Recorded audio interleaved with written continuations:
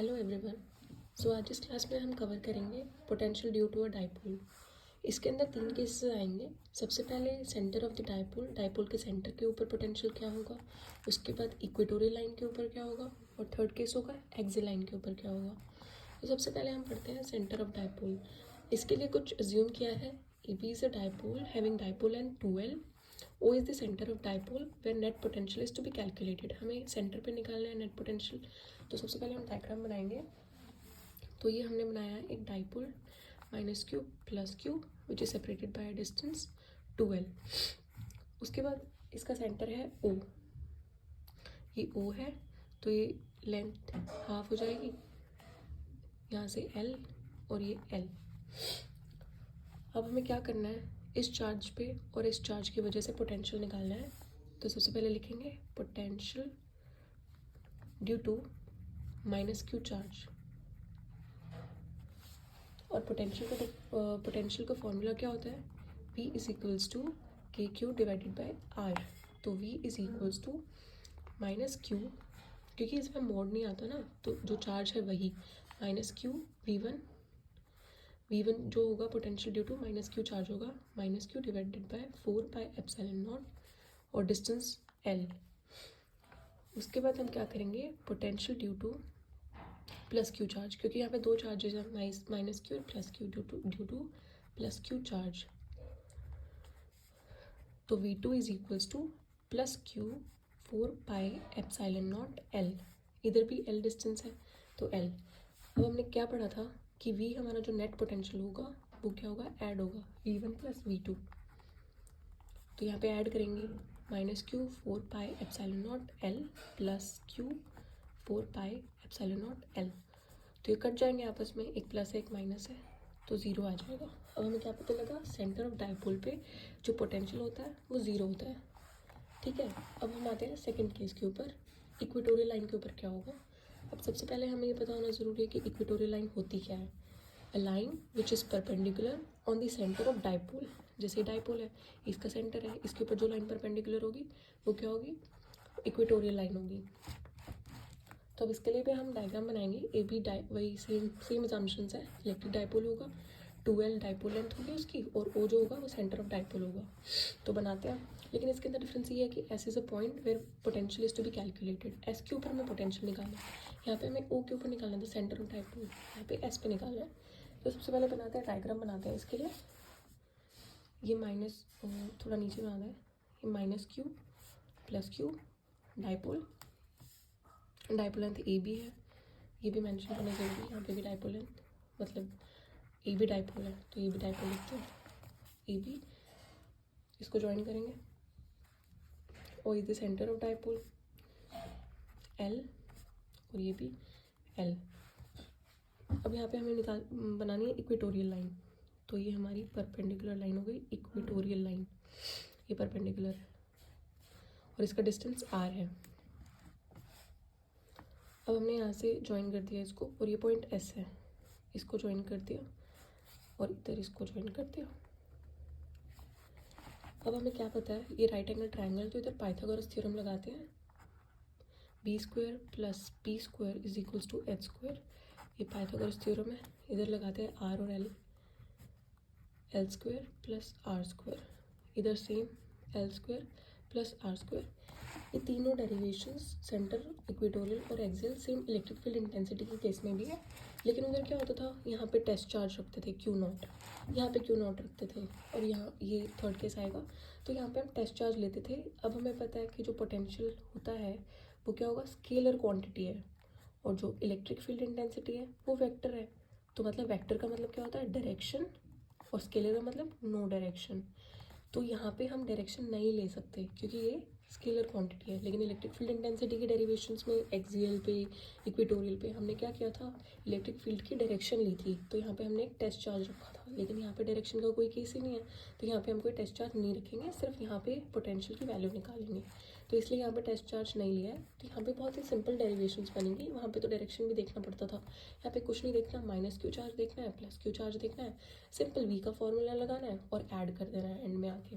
तो यहाँ पे क्या बनेगा, potential due to minus Q charge तो क्या फॉर्मूला बनेगा, V1 is equals to minus Q 4πε0, और यहाँ पे डिस्टेंस क्या लेंगे, अब इधर से नहीं निकालनी हमें, यहाँ पे नेट पोटेंशियल नहीं निकालना है, यहाँ पे निकालना है, तो इन दोनों के बीच का डिस्टेंस लेंगे, ये वाला डिस्टेंस लेंगे। तो यहाँ पे डिस्टेंस क्या बनेगा, L² + R²। तो इसके लिए निकला। अब हम V2 के लिए निकालते हैं, potential due to plus Q charge, potential due to plus Q charge. तो इसका फॉर्मूला भी वही है, V2 is equals to plus Q.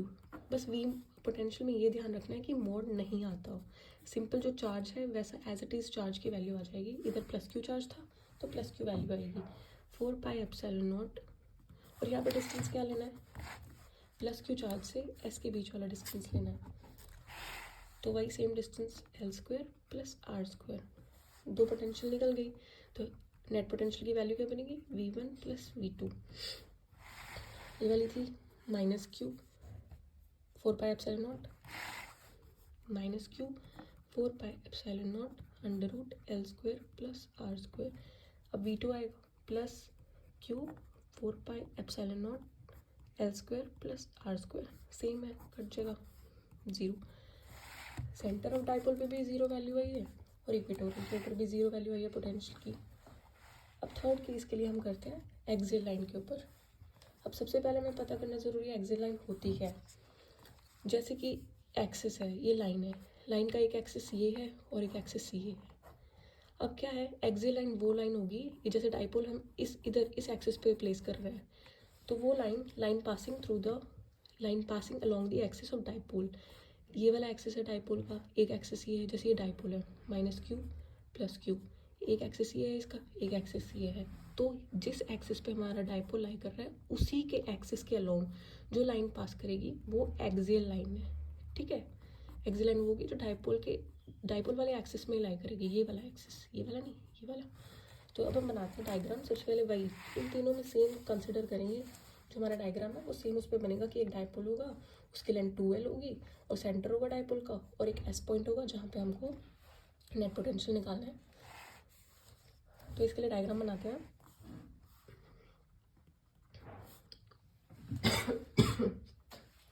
Minus q plus Q,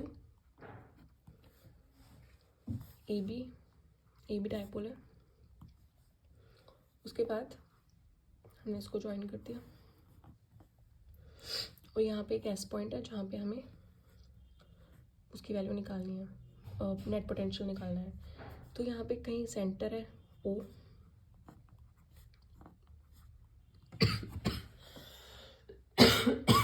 sorry. उसके बाद अब हमने ये सेंटर है, L डिवाइड हो गया, लेंथ 2L थी डाइपोल की। अब इस पॉइंट से लेके S पॉइंट तक हमने डिस्टेंस R कंसिडर किया है। तो O से लेके S तक हमने डिस्टेंस R कंसिडर कर लिया।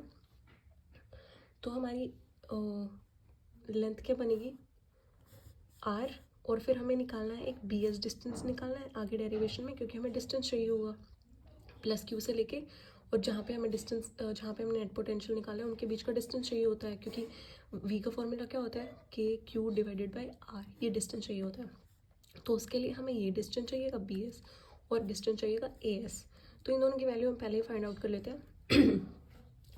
अब देखो ये डिस्टेंस कैसे आएगा, AS इतना तो हमें पता है, OS डिस्टेंस हमें पता है R है, और इतना भी हमें पता है AO। तो ये वाला डिस्टेंस कैसे बनेगा, R की वैल्यू प्लस L की वैल्यू। AS कैसे बनेगा, OS प्लस AO, तो क्या बना R प्लस L। ऐसे BS ये पूरा डिस्टेंस हमें पता है और ये वाला डिस्टेंस पता है, तो मतलब इस बड़े वाले OS में से छोटा O भी माइनस कर देंगे तो ये वाला डिस्टेंस आ जाएगा। BS कैसे बनेगा, OS minus BO, that is R minus L। ये BS की वैल्यू आ गई। तो अब हमें क्या निकालना है, इसके रिस्पेक्ट में पोटेंशियल और प्लस क्यू की वजह से पोटेंशियल, फिर हमारे यहाँ पे नेट पोटेंशियल आ जाएगा। तो V1 is equals to which is due to minus Q charge, potential due to minus Q charge. V1 is equals to minus Q 4πε0 distance क्या बनेगा, माइनस क्यू से लेके एस तक के बीच में डिस्टेंस क्या बनेगा, ए एस, जिसकी वैल्यू है आर प्लस एल। ये आर प्लस एल वैल्यू निकल आई, तो ये हमारा वी वन का फॉर्मूला हो गया। उसके बाद हमें निकालना है potential due to plus Q charge.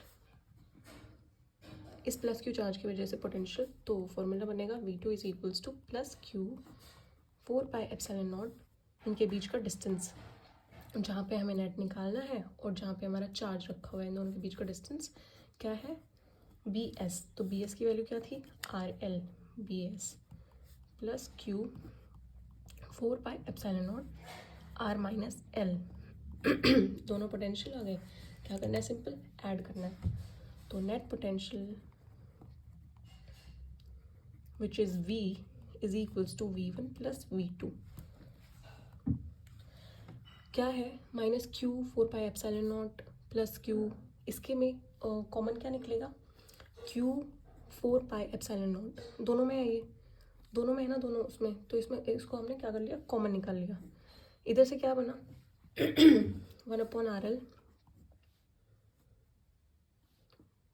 1/RL minus में है ये प्लस 1/R माइनस एल। चीज़ों को अरेंज कर दिया, 4πε0 1 माइनस RL, इसको आगे ले आए, माइनस का साइन, R प्लस एल, इनका एलसीएम लेंगे नीचे, Q/4πε0। यहाँ पे क्या बना, दोनों को multiply, R² minus L², identity होती है R minus L, R plus L which is equals to R² minus L², A minus B, A plus B which is equals to A² plus A² minus B²। ये बन गया। तो यहाँ पे क्या आया, R plus L, R minus L से R minus L cut जाएगा, R प्लस एल बचा ऊपर आ जाएगा, माइनस यहाँ पे क्या हुआ, R माइनस एल। ये समझ आ गया, सिंपल वो है, सिर्फ सॉल्व करना है, सिंपल इधर उधर ले जाके R² माइनस L² इधर जाएगा और फिर ये सिंपल ऐसे बन जाएगा। ब्रैकेट खोल लो, 4πε0 R प्लस एल, माइनस है तो अंदर चली जाएगी, R plus L, R² minus L², R से R कट गया, क्या बना इधर, Q2L 4πε0 R² माइनस L², ये बन गया।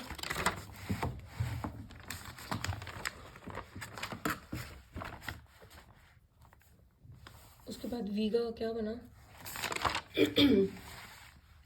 Q2L, फॉर्मूला ये है ना, उसको दोबारा से लिखते हैं, V is equals to Q2L divided by 4πε0 R² minus L²।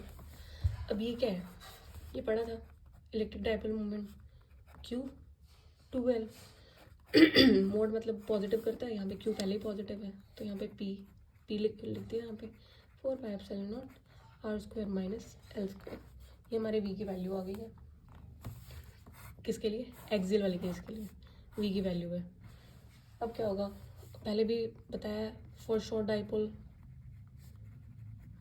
के लिए हमें क्या करना होता है, जो हमारी L है ना, ये R से बहुत ज़्यादा छोटी हो जाती है शॉर्ट डाइपोल के केस के अंदर, L very very less than R, तो बस इसके अंदर डाल दो, L very less than R मतलब ये R के सामने L है, बहुत छोटा हो जाएगा, L² नियरली इक्वल्स टू 0, ऊपर डाल दो इस वाले में, तो V का वैल्यू क्या बना, 4πε0 R²। समझ आया, तो ये शॉर्ट डाइपोल के लिए पोटेंशियल की वैल्यू आ गई। तो क्या है, सेंटर पे पोटेंशियल 0, इक्वेटोरियल लाइन पे 0, लेकिन एक्सियल पे 0 नहीं होता, एक्सियल पे ये वैल्यू होती है, तो यहाँ पे आ जाएगा। आई होप आपको ये सब समझ आया। Thank you.